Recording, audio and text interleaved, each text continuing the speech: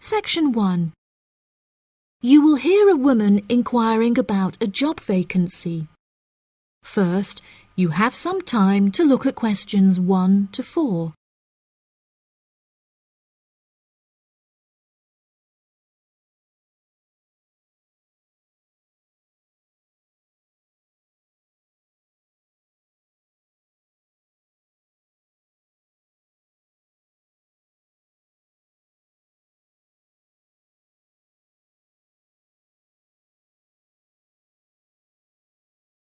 You will see that there is an example that has been done for you.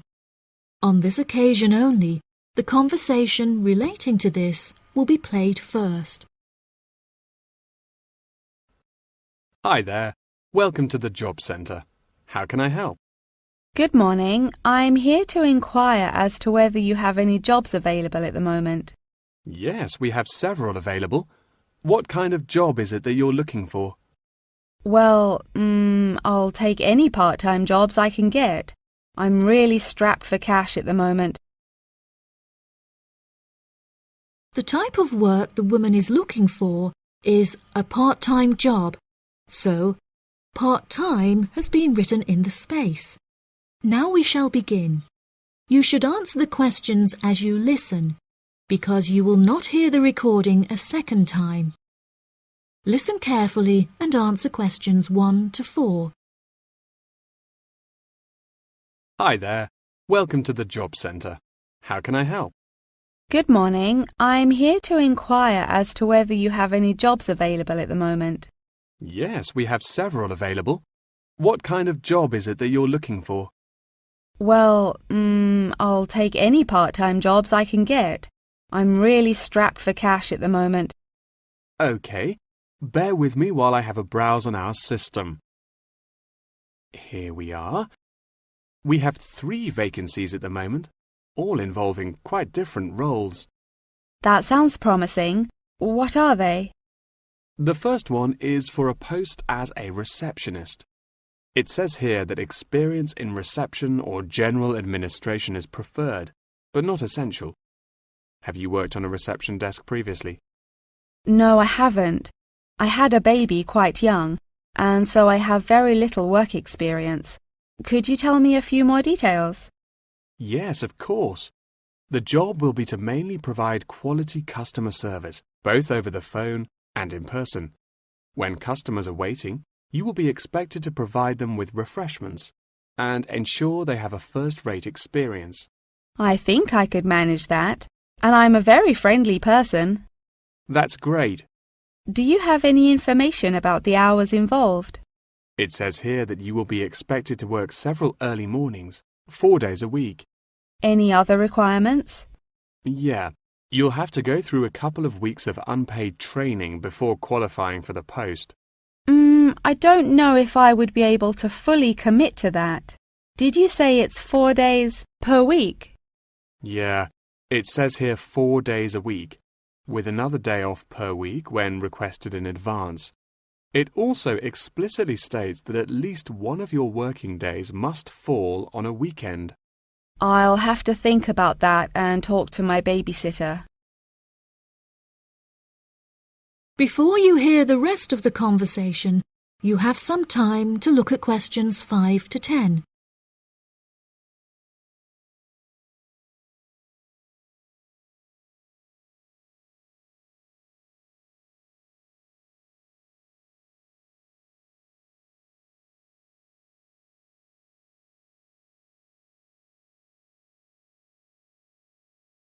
Now listen and answer questions 5 to 10.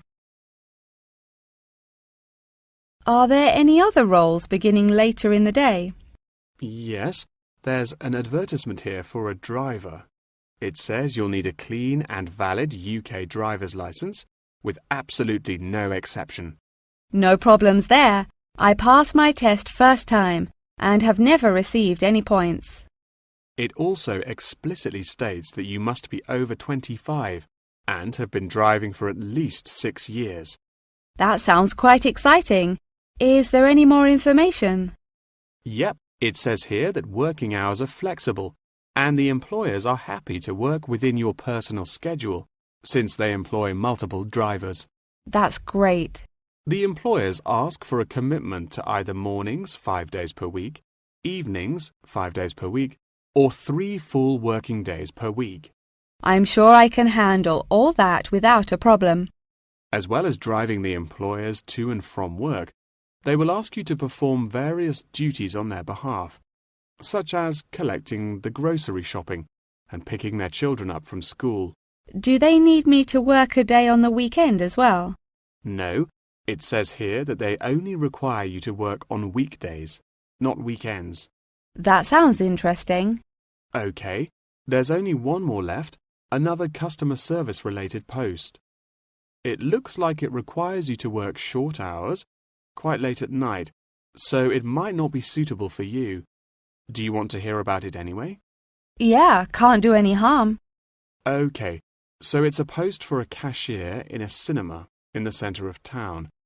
I'm sure you've been to the cinema a few times, so you can guess what kind of role it would be. They're quite short and late shifts, between 5:30 and 10:30 most nights, with slightly longer shifts on Friday and Saturday nights.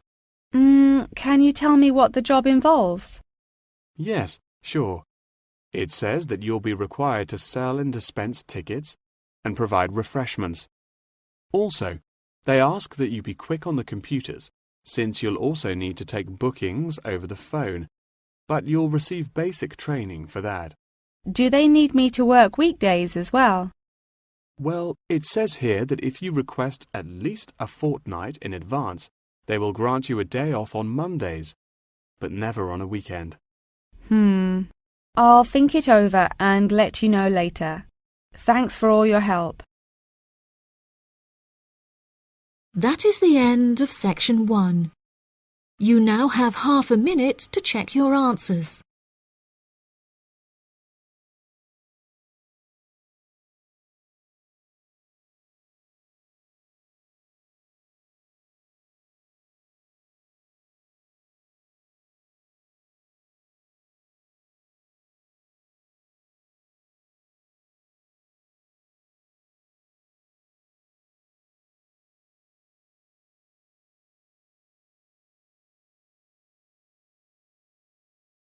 Now turn to section 2. You will hear a representative from an organisation called Connection giving a talk about a homestay organisation. First, you have some time to look at questions 11 to 14.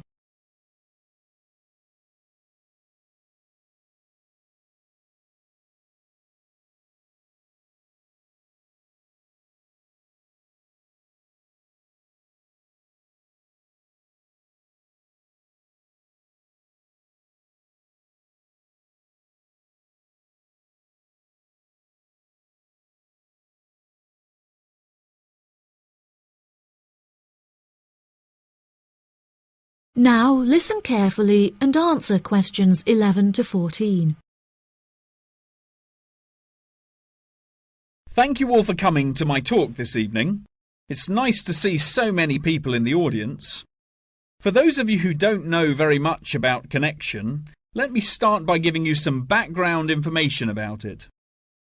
Connection is a British organisation that facilitates homestays all over the globe. This organisation prides itself on matching tens of thousands of host families with guests every single year, allowing travellers to discover a country's culture in a way like no other. Homestays are ideal for both travellers and homeowners, enabling intercultural exchanges and the development of lifelong friendships while providing travellers with often discounted accommodation costs and host families with a steady income from the comfort of their own homes. The homestay experience is particularly popular with university exchange students looking for a more genuine insight into their country of choice and an unrivalled opportunity to develop their language skills. The homestay experience is truly unique and once in a lifetime, and one that you will likely remember for the rest of your lives. It is important to note, however, that some people will find it difficult to adapt to the new country, with many enduring what is known as culture shock. Connection's advice for those suffering from culture shock is to go out and make as many friends as possible, no matter how difficult you may find it. Friends are guaranteed to help you feel more integrated as part of the local society and show you some great places to hang out. At first, it might seem extremely challenging to overcome the language barrier between you and your host family. However, you will find that you quickly overcome this and develop a very close and almost familial relationship. Many of our travellers have suggested that they have found discussing their hobbies and other interests with their host families is the best way to overcome any barriers, since you are more likely to find something you share in common. For example, you might find that you are both passionate about football and end up playing in the local field every week. One of our guests undertaking a homestay in a rural area of the UK told us that she and her host now take a Tai Chi class together upon a hilltop at sunrise, calling the experience absolutely breathtaking. After the first few weeks, you will find your understanding of the people around you and their culture deepens by leaps and bounds, and you will soon become one of the locals. Our hosts in over 140 countries turn a location into a culture, time into experience, and strangers into friends. Before you hear the rest of the talk, you have some time to look at questions 15 to 20.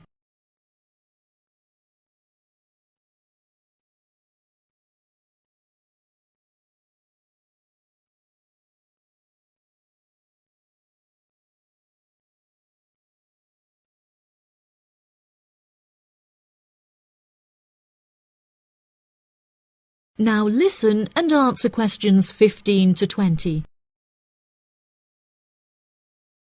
So how can you find out about applying for a homestay?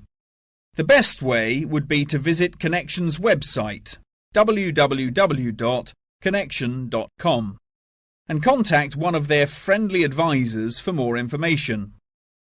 Once you have confirmed your interest in the service, we would strongly advise that you remain in close contact with the registration office, which will send you several emails keeping you up to date with potential matches in your country of choice.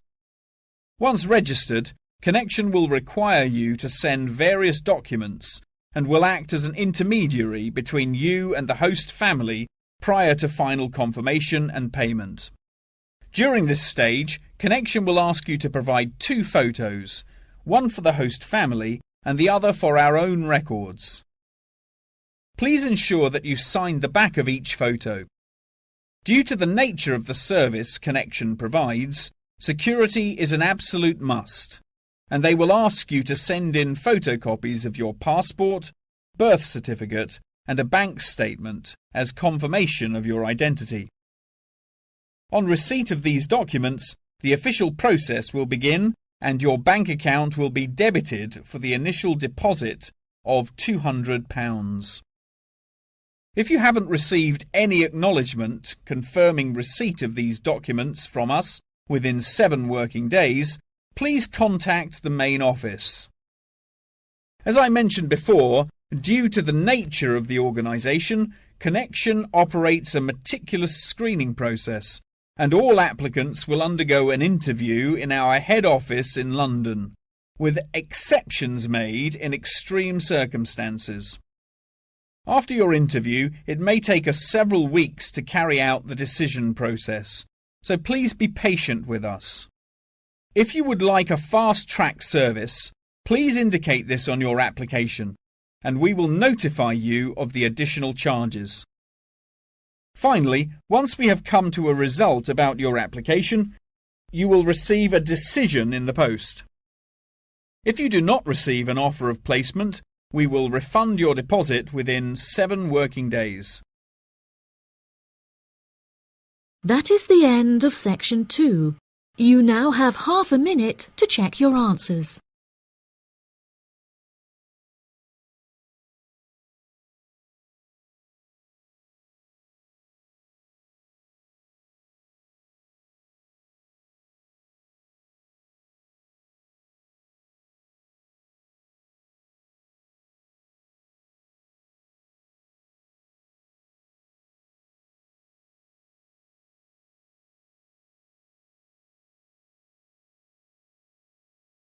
Now turn to Section 3.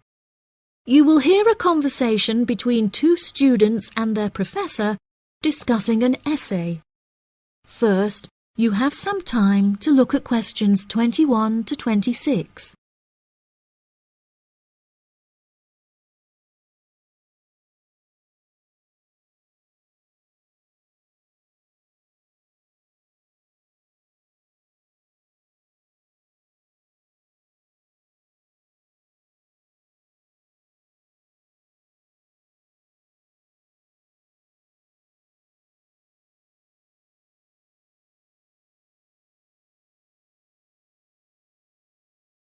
Now listen carefully and answer questions 21 to 26.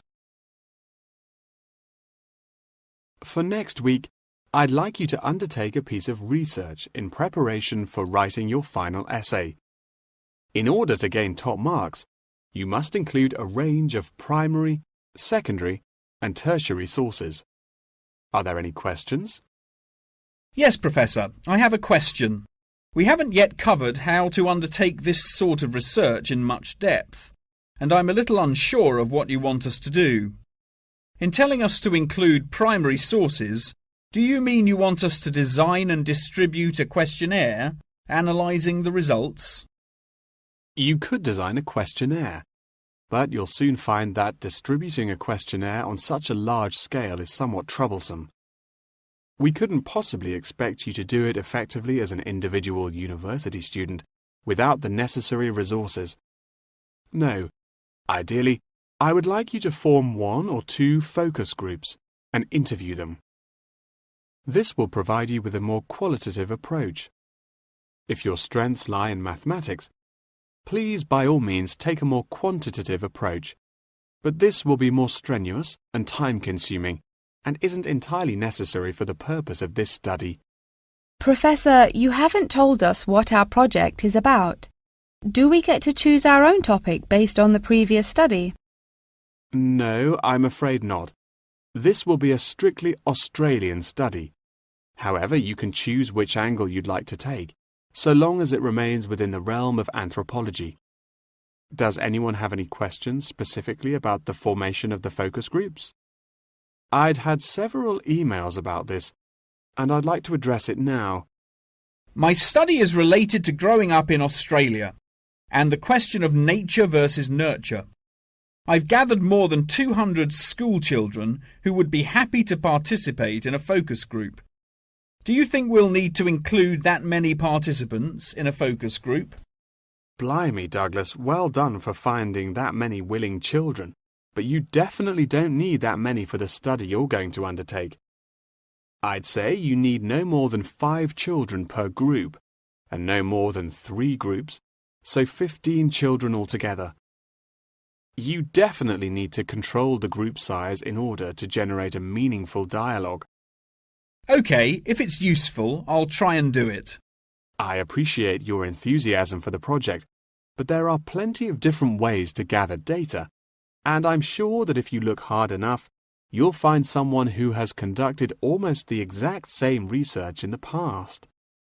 My advice for you is don't be too ambitious and try to include as much information about various people or sectors.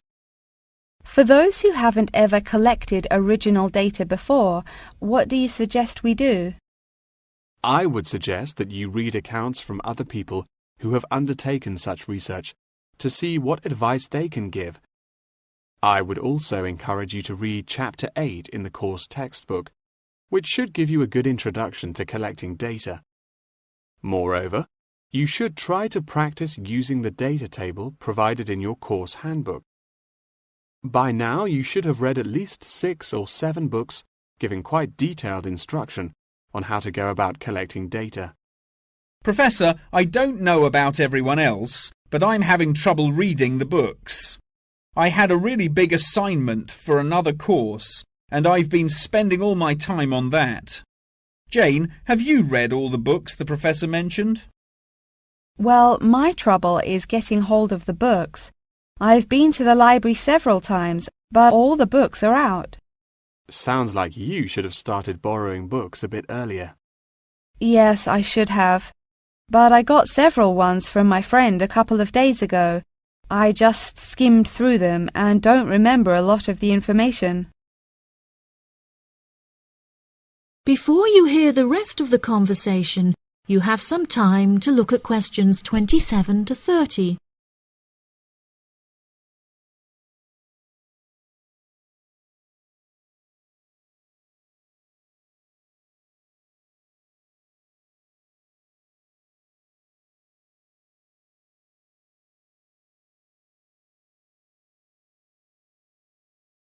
Now listen and answer questions 27 to 30. But now let's look at these things. We'll need to start thinking about which ones we'll definitely want to do for the project. OK, the first one here is the final report. If you like, we can work together on the research and data collection side of the project and doing the final write-up. Cool, that sounds good. I'm not sure how much I'd be able to contribute considering I haven't had a chance to read the course material, but I should be able to prepare some sheets and a list of questions that can be used during the focus group sessions. That sounds appropriate. I think so too. Do you think we'll need to write a letter to send to the participants, telling them the time and place for the interviews? Positive. I can take care of that. Well, that's great. I should also include a document for them to sign saying that they're happy to be voice recorded. Oh yes, of course, I forgot about the transcript. That'll likely be a big job, so let's do half each. I'll do one of the groups and you can do the other, OK? Sounds like a plan. That is the end of section 3. You now have half a minute to check your answers.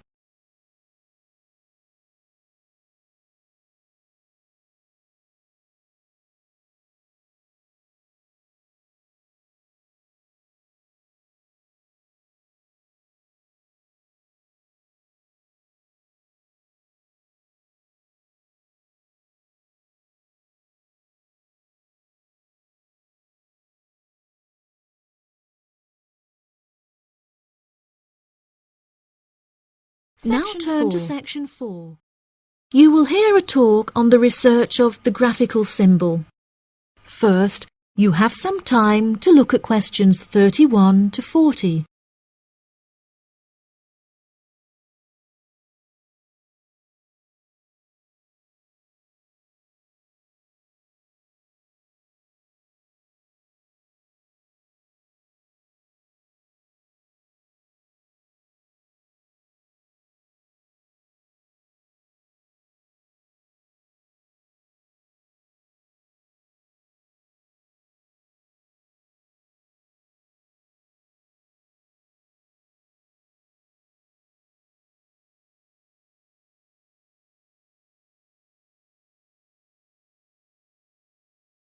Now listen carefully and answer questions 31 to 40. Good morning, everyone. Today I'm going to talk about the graphical symbol. A graphic symbol is a written symbol that is used to represent speech, such as those used in the Greek alphabet. The term graphic symbol encompasses anything from the logographs used in Egyptian hieroglyphic writing to ancient Chinese pictograms. Early symbols were based on pictographs and ideograms before they were developed into logographic writing systems. These systems are still in use in some non-literate cultures in Africa, the Americas, and Oceania. Indeed, elements of pictography are still found in modern Chinese characters, and it is often an interesting exercise to trace the origins of some Chinese characters. Pictographs remain in common commercial use today as signs, instructions, or statistical diagrams. Road signs and public toilet signs, and even flat pack assembly instructions utilizing pictures, are considered pictographic. Ancient graphic writing systems provide researchers with a wealth of knowledge about past civilizations. In 1799, one of the most important historical discoveries was made by accident when members of Napoleon's expedition to Egypt found a stone in Rosetta that exhibited 3 different scripts. The stone, now known as the Rosetta Stone, was studied in significant depth by scholars and was first deciphered by Frenchman Jean-François Champollion in 1822. He was able to correctly determine the phonetic values of the symbols, and later research has confirmed his findings. In many of these symbols, lines are used to portray a multitude of meanings, and knowledge and understanding of these lines holds the key to comprehension of graphic writing systems. A key moment in the history of communication was the invention of the camera obscura, or camera. Although the concept can be traced back to the 5th century BC Chinese philosopher Mo Ti, the first photographic image was ultimately created in 1826 by Joseph Nicephore Nicef. Photography, as it was later known, enables researchers to piece together and better understand history. Today, photography forms a huge part of everyday life, and most publications contain a vast number of photographs. Photography is used in advertising and is now becoming a way to increase awareness of existing world issues. For example, animal welfare charities are increasingly using photography to advertise animals that are at high risk of endangerment. Charity workers are sometimes flown to far-flung locations to document the suffering endured by high-risk animals in an attempt to raise human awareness of their consumption activities and how they impact others. One recent high-profile campaign was undertaken by attaching a camera to the foot of a bird in order to obtain photographs of the animals in their natural habitats and understand how often they come into contact with human waste. A soon-to-be-released documentary about the suffering of animals on Midway Island shows the full extent to which human consumption is harming animals thousands of miles away from us.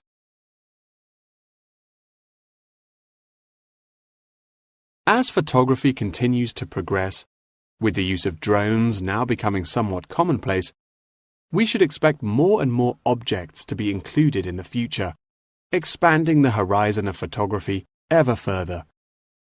Indeed, the downward pressure on traditional media prices means that media companies are being forced to get creative on how to make a profit. Many have found that the answer to this lies in advertising, and companies are now willing to devote a large portion of their budgets to advertising in newspapers. By the same token, marketing has become an essential part of a company's business model, often meaning the success or failure of a company. As a result, much time and money has been pumped into the development of effective branding, with attractive packaging playing a large role in this. However, many governments are now seen to be cracking down on marketing and packaging in an attempt to protect consumers from being misled.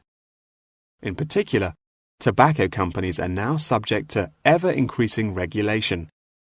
For example, in the United Kingdom, legislation is soon to pass preventing any form of branding or differentiation on cigarette packaging in efforts to curb the harmful effects of smoking.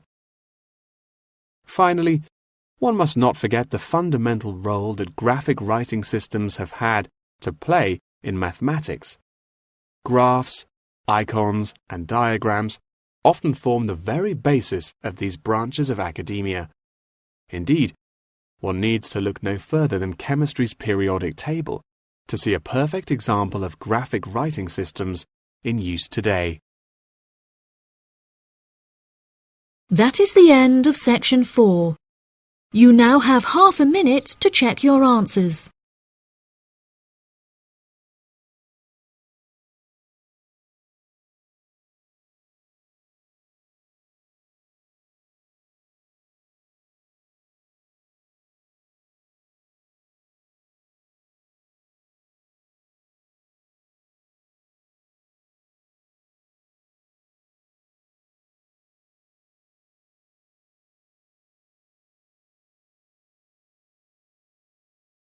That is the end of the listening test.